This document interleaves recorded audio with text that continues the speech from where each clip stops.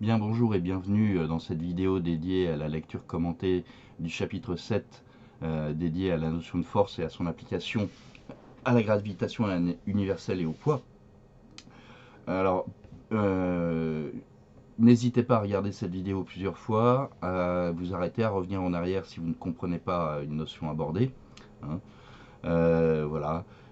Si vous regardez cette vidéo sur ma chaîne YouTube, j'ai délibérément désactivé toutes les fonctions de monétisation. Je ne gagne pas d'argent avec vos clics et cela vous évite d'être assujetti aux publicités. Voilà. Sans plus attendre, on va commencer. Je vais partager mon écran. Voilà. Ce sera effectif dans quelques secondes. Et on est parti. Alors, pour commencer, les notions étudiées dans ce chapitre se trouvent majoritairement dans les chapitres 17 à 19 de votre livre numérique. Donc, n'hésitez pas à aller le consulter et à cliquer sur les icônes accompagnement numérique, parce que vous y trouverez des ressources complémentaires qui vous permettront sans doute de mieux comprendre si vous en avez besoin. Premièrement, la notion d'interaction. Alors, lorsque vous avez deux objets A et B, que un objet A exerce une action sur un objet B et que réciproquement cet objet B exerce une action mécanique sur l'objet A, on dit que les objets sont en interaction. Par exemple, une masse au bout d'un fil en rotation. Si vous faites tourner un peu comme une fronde, une masse avec au bout d'un fil avec votre main, vous sentez bien que la masse exerce une action sur votre main et que réciproquement, votre main exerce une action sur la masse. D'accord? Et vous savez bien d'ailleurs que si vous lâchez la masse avec votre main, eh bien, la masse s'en va, hein, et part dans la direction voilà, dans laquelle vous l'avez lâché. Mais voilà, donc il y a bien une interaction. Il s'agit à ce moment-là d'une interaction de contact, puisqu'il y a contact entre votre main et l'objet qui est au bout de la ficelle. Un autre exemple, c'est l'interaction entre la Lune et la Terre, mais cette fois il s'agit d'une interaction à distance, puisqu'il n'y a pas de contact physique entre la Lune et la Terre.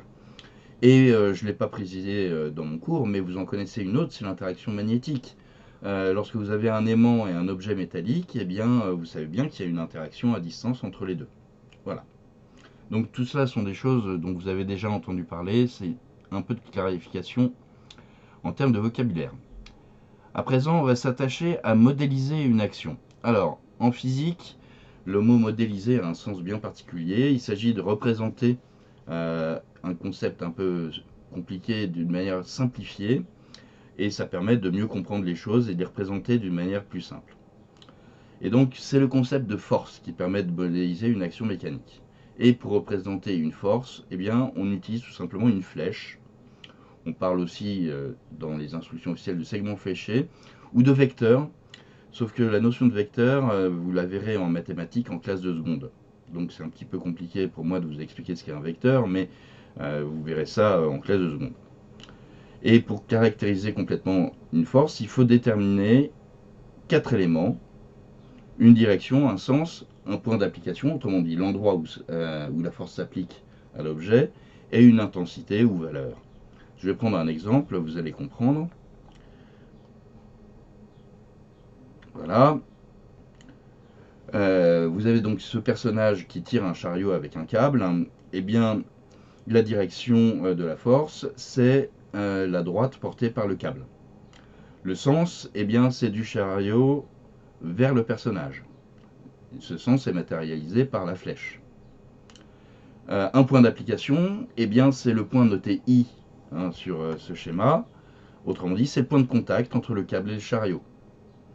Et l'intensité ou valeur, eh bien, cela dépend tout simplement de l'action exercée par le personnage. Et on représentera une longueur de flèche proportionnelle à cette action. Donc ça veut dire qu'on va déterminer une échelle. Alors, les 4 caractéristiques sont récapitulées ici: point d'application, direction, le sens et la valeur de la force dépend effectivement de l'effort réalisé par le personnage.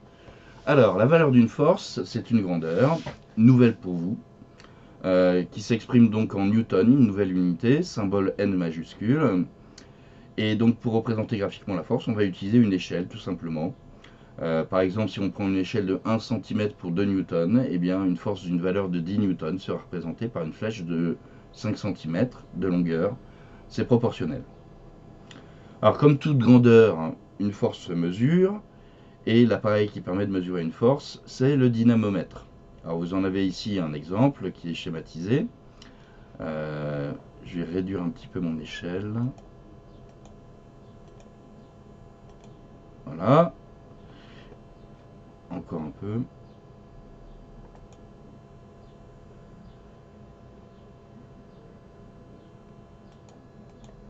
Voilà. Et donc, vous voyez que mon objet exerce une force sur la corde et qu'on a ici un ressort qui se compresse. Et plus la force exercée est importante, plus le pointeur se déplace sur le cadran. Et donc, on lit ici que la force exercée est de 2 newtons.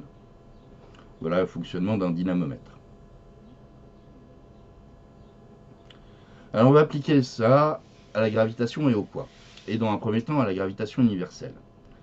Alors, on va considérer deux objets A et B, de centre A et B respectivement, distants de D, avec une distance D, vous avez un petit schéma au-dessous, et de masse MA et MB respectivement. La loi de gravitation universelle précise que ces objets sont en interaction attractive, ça veut dire qu'ils s'attirent mutuellement. Donc ça signifie que effectivement l'objet A exerce une action mécanique sur l'objet B, modélisée par la force notée F de A sur B. Alors dans cette notation F de A sur B, la barre de fraction qui est ici ne doit pas être interprétée de manière mathématique, mais comme un indice de lecture. C'est la force exercée par A sur l'objet B. D'accord? Et réciproquement, ici, il s'agit de la force exercée par l'objet B sur l'objet A. Sur. Hein. Alors, ces forces, s'agissant de vecteurs, sont notées avec une flèche au-dessus du F. C'est la notation mathématique associée au vecteur. Vous verrez ça l'an prochain.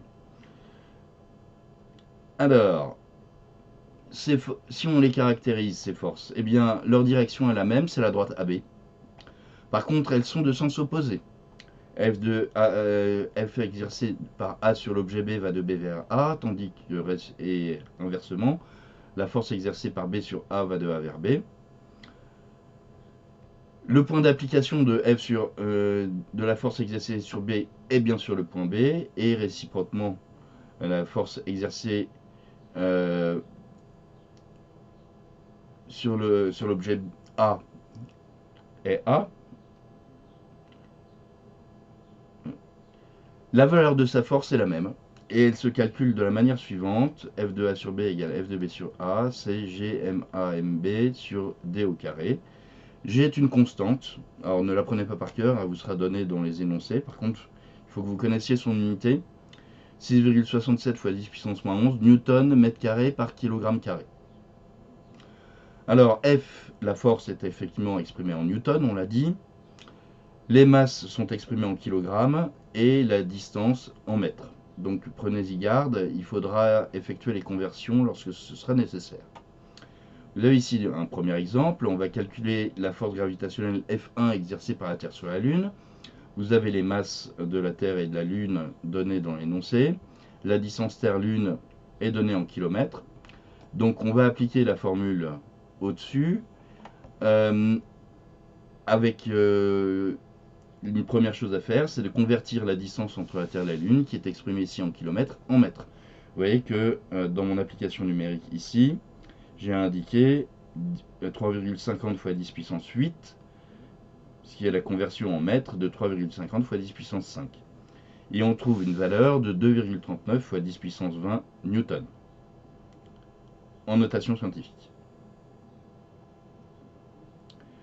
Deuxième exemple, on va calculer cette fois la valeur de la force gravitationnelle F2 exercée par une balle de tennis de masse M1 égale 56,7 grammes sur une balle de ping-pong, masse M2 égale 2,70 grammes, située à une distance de 1 mètre.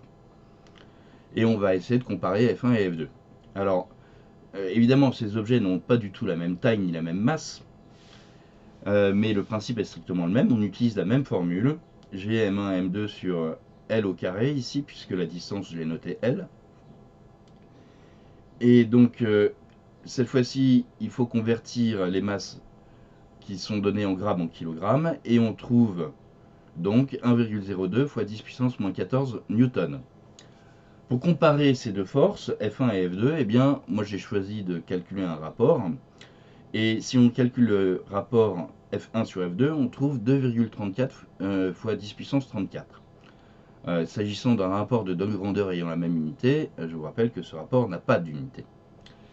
C'est un rapport adimensionnel. Et donc, vous voyez que F1 est 10 puissance 34 fois supérieur, environ, à F2.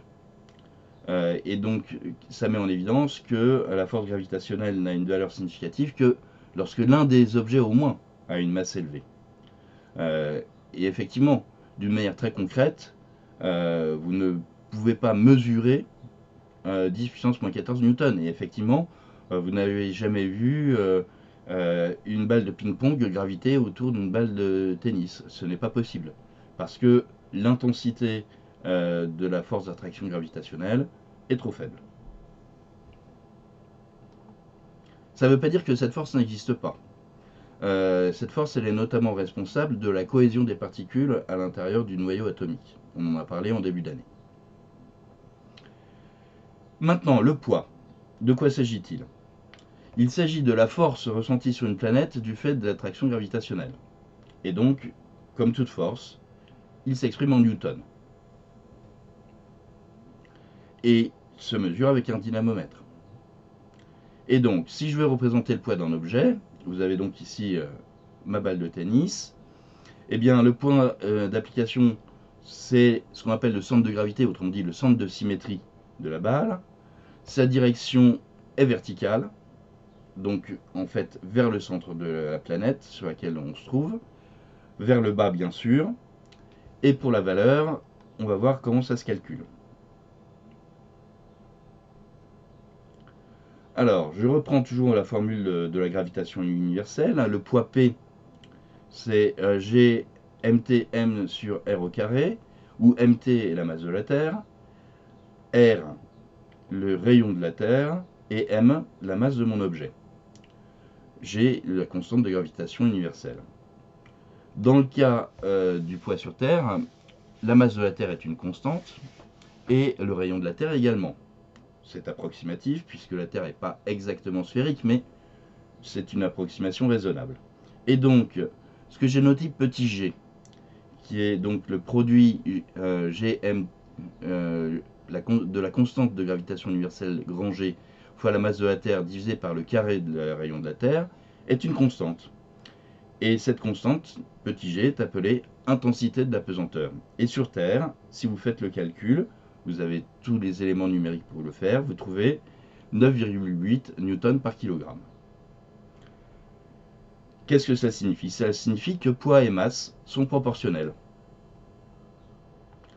P égale m fois g, où m est la masse, P est le poids en newton, m la masse en kilogrammes, et g est appelé, c'est le coefficient de proportionnalité, l'intensité de la pesanteur sur la planète en question, et il s'exprime en newton par kilogramme.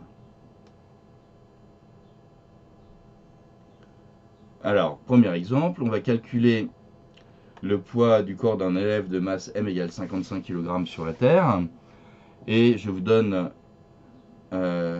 l'intensité de la pesanteur sur Terre, 9,81 newtons par kilogramme, et calculer également le poids du corps de cet élève sur la Lune, avec l'intensité de la pesanteur sur la Lune, GL égale 1,67 newtons par kilogramme. Et bien sûr, pour calculer cela, il suffit d'utiliser la formule qu'on a donnée plus haut, P égale mg. Donc, sur Terre, le poids PT, c'est la masse 55 kg fois GT, autrement dit 9,81, on trouve 540 newtons. Et sur la Lune, on trouve 92 newtons. Alors, si vous faites le rapport entre les deux, vous verrez que le poids sur la Lune est 6 fois moindre environ que sur Terre.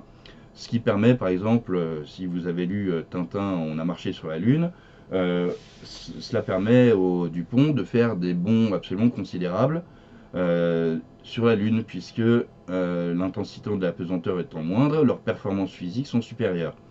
Cela permet également, d'après l'histoire, hein, à Superman d'avoir sur Terre des capacités physiques hors normes, puisque sa planète de naissance Krypton a une intensité de la pesanteur 30 fois supérieure à celle de la Terre.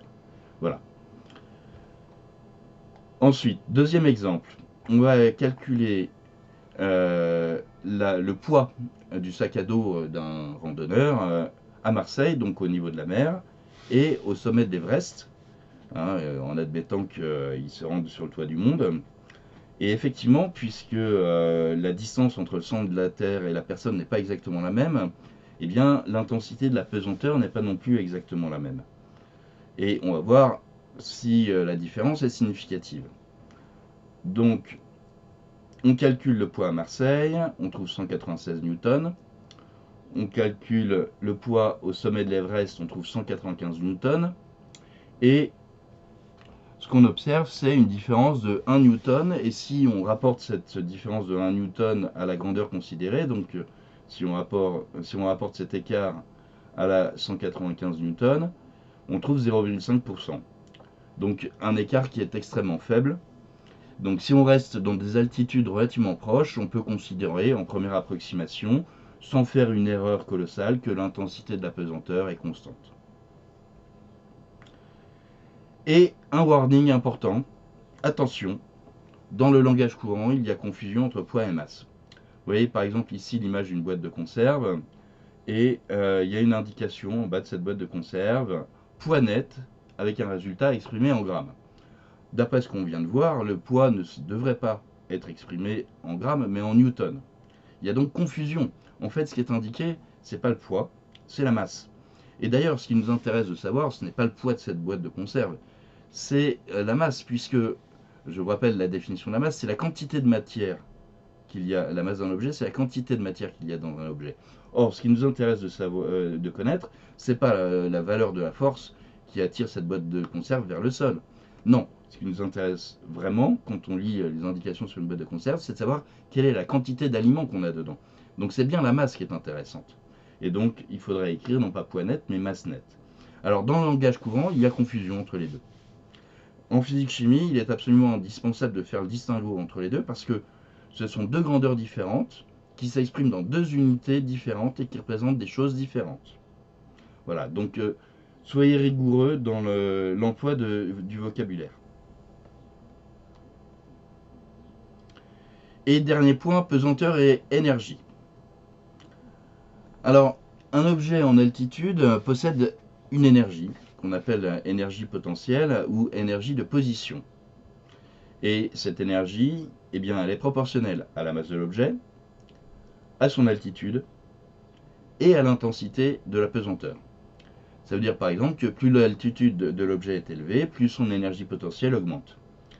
Et elle se calcule de la manière suivante, même si dans ce chapitre on n'effectuera pas de calcul avec. EP pour énergie potentielle ou de position, c'est M fois G fois H. Donc l'énergie potentielle, comme toute énergie, s'exprime en joules, symbole J majuscule. La masse s'exprime en kilogrammes, l'intensité de la pesanteur en newton par kilogramme, comme on l'a vu dans